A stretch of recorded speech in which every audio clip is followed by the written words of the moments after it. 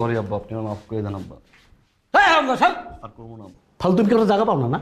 Sorry sorry. ঠান্ডা হন তো আব্বা, ঠান্ডা হন। যান এখন যান।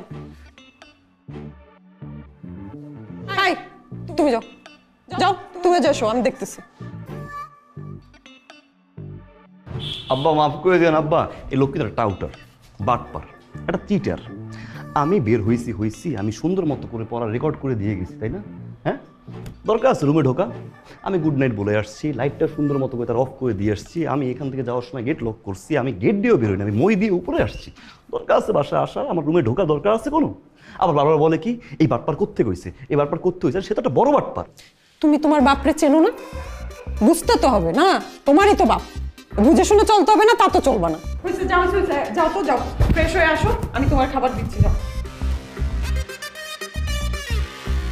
আমার জীবনটা নষ্ট করে দিয়া হারাম